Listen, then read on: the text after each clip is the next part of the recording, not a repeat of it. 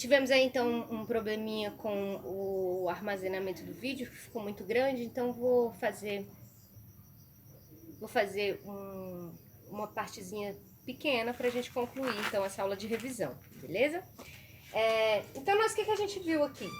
Que o fascismo aqui no Brasil tinha uma representação na AIB, mas que ele também tem influência no próprio governo do Vargas, né? Que é um governo de caráter aí autoritário e tudo mais. E é nesse período, após a ditadura do Estado Novo, de 1937, que o movimento conhecido no Brasil como cangaço também foi eliminado, né? Esse movimento ele surgiu no século XIX, enfrentou os coronéis do sertão nordestino e acabou no governo Vargas em 1938, quando o bando de Lampião foi preso, executado, né? E tiveram suas cabeças cortadas. Essas cabeças decepadas, elas foram expostas em várias cidades, né?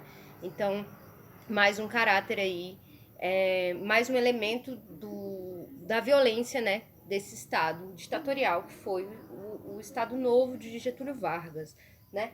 E aí, o que a gente vai ver? Que após a crise de 1929, se intensificou as ideologias aí de questionamento, de crítica ao capitalismo, né? O liberalismo. Então, o que vai acontecer? Após a crise de 29, vai aumentar aí uma ascensão de movimentos fascistas, regimes totalitários na Europa, né? A gente vai ver que depois da crise de 29 surgiram ideologias críticas ao capitalismo comercial, de um lado, os socialistas e comunistas, e do outro, as ideias fascistas que cresciam na Europa, como o fascismo italiano de Mussolini e o nazismo de Hitler na Alemanha, né? Esse processo teve grande influência na Segunda Guerra Mundial. O que a gente vai ver na Segunda Guerra? Que após a Primeira Guerra Mundial e depois da crise de 29, é o espaço aí, o terreno fértil para o crescimento dessas ideologias do fascismo e do nazismo. E aí é esse momento em que grandes potências reunidas na Tríplice Entente vão aí se fortalecer para combater o avanço e a expansão do nazismo alemão, né? Então a Segunda Guerra Mundial está completamente diretamente associada aí a essa ascensão das ideologias fascistas, né? Por outro lado também, a gente vai ver que houveram frentes populares, né, para combater o fascismo alemão, né, o nazismo alemão e o fascismo italiano, né? Essas frentes populares foram criadas em todo o mundo para combater o fascismo. No Brasil, nós tivemos a Aliança de Libertação Nacional, ALN, Aliança de Libertação Nacional, que era o grupo aí que contrapunha a Aliança Integralista Fascista, né? A Aliança Libertadora Nacional, ela vinha trazer essa questão do governo democrático, da reforma agrária, né? Um governo popular, né? Reuniu comunistas, democratas, socialistas, operários, né? Então aqui no Brasil nós tivemos essa representação aí de uma frente popular contra o fascismo, né? Eles defendiam então a reforma agrária, governo democrático, nacionalização de empresas, né? E a Segunda Guerra Mundial, ela vai trazer também, ela vai mostrar para o mundo que os europeus, eles não cometiam genocídio, barbárie, extermínio só nas terras em que eles colonizavam. A Segunda Guerra mostrou que o próprio fascismo alemão estava exterminando europeus, né? É por isso que o Holocausto aí, ele tem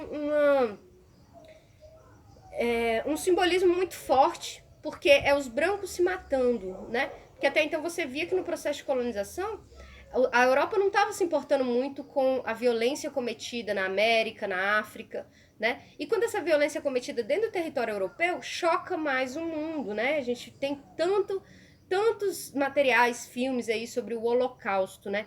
Que foi o extermínio aí de 6 milhões de judeus alemães, entre negros também, homossexuais, ciganos, comunistas, né? Que eram todos perseguidos pelo nazismo. Então, a Segunda Guerra Mundial, ela tá vinculada aí para conter, as potências também se juntando para conter esse avanço nazista, né, do Hitler.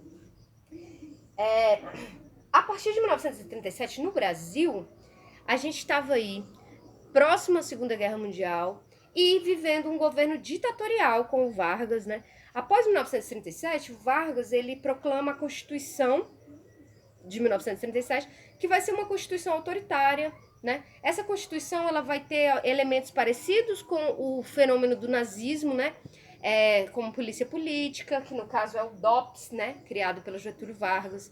O nazismo, o fascismo também se utilizava muito de engrandecer, enaltecer a imagem do grande líder ali, né? Por isso era muito importante para esses movimentos a imprensa e a propaganda em torno do líder do fascismo, né?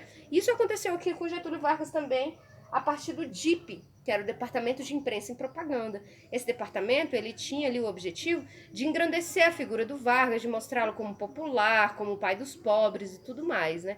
Então, os regimes, eles usam dessa manipulação da imprensa, da mídia aí, para construir essa imagem dos seus líderes, né? Isso estava acontecendo no Brasil também. A gente precisa lembrar que o Vargas, mesmo com esse discurso popular, era um governo que perseguia, que torturava, né? A gente teve aí escritores famosos no Brasil que foram presos no governo Vargas, como Graciliano Ramos, como Monteiro Lobato, como a Pagu, né? A Patrícia Galvão, que era uma feminista aí do movimento feminista do início do século XX, que também é presa pelo governo Vargas. Então, a gente vai ver que aquela conjuntura internacional do fascismo na Europa, ela também repercute aqui no Brasil. Né? E também os movimentos chamados de esquerda, de comunistas, socialistas, também se expressam aqui no nosso país. Né? E é a partir desse movimento que o Vargas cria aí a ideia de que existia um golpe, um plano dos comunistas para dominar o Brasil, e se aproveita desse discurso para dar mais um golpe de Estado em 1937. Então, olha só, o Vargas não foi eleito em nenhum momento, nem em 1930, nem em 1937, ele dá um golpe de Estado, ele não é eleito democraticamente, né? Ele se mantém no poder a partir dessa questão mesmo ditatorial, autoritária, né? Então, o que a gente viu aqui? A gente viu um pouquinho de todo esse processo que a gente vem estudando desde o início do ano. É um período longo da história contemporânea, a gente vai sair aí de 1888, da abolição, até 1937, né, com o Estado Novo. Então, nesse período, a gente tem vários acontecimentos no Brasil e no mundo, acontecimentos muito importantes, como a Primeira e a Segunda Guerra Mundial, como a pandemia da gripe espanhola, né? Como o avanço dos movimentos de luta por direito trabalhista, férias, né? Então, se a gente hoje tem férias, a gente hoje não trabalha no domingo, sábado e domingo, é porque teve um movimento forte operário nesse começo também. A gente vai ver também que a partir da década de 30, a Frente Nacional Brasileira, né, a Frente Negra Brasileira, ela vai ser uma organização também do povo negro que está ausente, né, que está excluído desses processos aí, tanto da República quanto da Era Vargas. Na Era Vargas se tem também um discurso de embranquecimento do país, né, de trazer imigrantes da Europa, dar terra para eles, dar emprego para eles. Enquanto isso, a população negra no Brasil, que precisa de reparação, que vem de 388 anos de escravidão, não consegue ter acesso, né? Então, é mais ou menos isso que a gente viu nesse período todo. Eu peço a vocês que, se surgirem dúvidas, vejam os vídeos anteriores, né, para poder ajudar um pouco, ou então que acompanhem o conteúdo do quadro para quem puder, que dê uma estudada aí para a gente fazer a nossa avaliação e encerrar aí o ensino médio de vocês. Quero concluir a revisão de hoje dizendo que foi um prazer muito grande acompanhar vocês. Eu desejo muito sucesso, eu espero que vocês continuem no caminho do conhecimento. A história é muito importante, a história ajuda a gente a se libertar, ajuda a gente a compreender o presente, o futuro, como lições passadas, de acontecimentos passados, faz a gente entender, né? Esse momento hoje que existe uma grande onda de protesto do povo negro no mundo, a gente entende que no Brasil essa população ela foi sempre criminalizada, marginalizada e exterminada pelo Estado, né? Então a gente viu aqui que tanto na República quanto no Estado Novo, os trabalhadores, o povo negro foi tratado aí com bastante violência, né? Então, para concluir a nossa revisão, é isso. Foi um prazer imenso estar com vocês ao longo desse ensino médio todo. Eu espero que em breve a gente se livre aí dessa pandemia e que consiga continuar a nossa vida. E eu desejo para vocês, então, uma excelente noite e que fiquem em casa, se cuidem. E parabéns a todos que conseguiram concluir o ensino médio pelo EJA. Eu fico muito feliz por todos vocês. Um abraço estarei disponível aí para tirar as dúvidas até o dia da nossa prova, tá ok? Qualquer coisa é só entrar em contato comigo. Uma boa noite a todos e todas. Muito obrigada.